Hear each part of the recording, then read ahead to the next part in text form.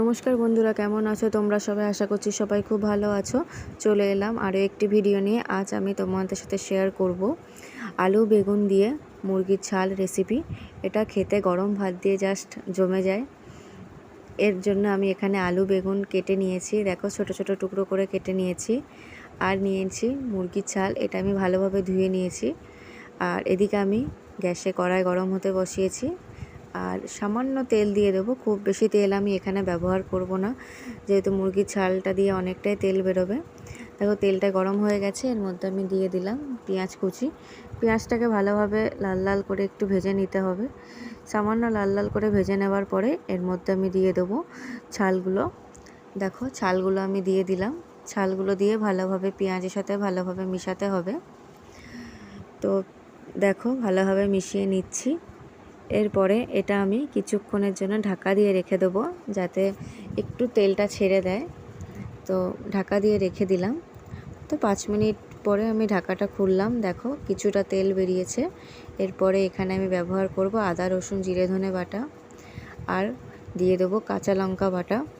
তোমরা চাইলে এখানে শুকনো লঙ্কা ব্যবহার করতে পারো, এখানে আমি কাঁচা লঙ্কাই ব্যবহার করলাম। এরপরে কিছুক্ষণ নাড়াচাড়া করার পরে দেখো অনেকটা তেল ছেড়ে দিয়েছে। এরপরে এর মধ্যে আমি দিয়ে দেব হলুদ গুঁড়ো, আর দিয়ে দেবো কাশ্মীরি লঙ্কা গুঁড়ো। কাশ্মীরি লঙ্কা গুঁড়োটা আমি এখানে কালারের জন্য ব্যবহার করলাম। এবং সব মশলাগুলো ভালোভাবে কষে নিতে হবে। সব মশলাগুলো কষানো হয়ে গেলে আমি এর মধ্যে আলু বেগুনগুলো দিয়ে দেবো। আর দেখো অনেকটাই তেল ছেড়ে দিয়েছে, আর ছালগুলো কষা হয়েও গেছে। এরপরে এর মধ্যে আমি দিয়ে দেবো আলু বেগুনগুলো, যেটা আমি কেটে রেখেছিলাম। আলু বেগুনগুলো দিয়ে ভালোভাবে ছালের সাথে মিশিয়ে নিতে হবে, আর ভালোভাবে কষতে হবে। ঢাকা দিয়ে দিয়ে রান্নাটা করতে হবে, যাতে আলুগুলো সেদ্ধ হয়।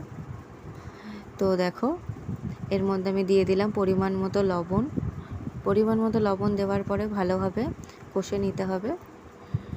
আর কিছুক্ষণের জন্য এখানে আমি ঢাকা দিয়ে দিলাম।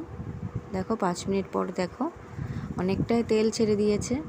এরপরে ভালোভাবে আর একটু কষে নেব।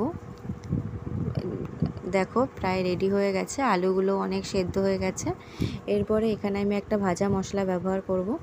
গোটা জিরে গোটা ধনে আর শুকনো লঙ্কা আমি খালি কড়াইতে ভেজে গুঁড়ো করে নিয়েছিলাম, সেই মশলাটা দিয়ে দিলাম।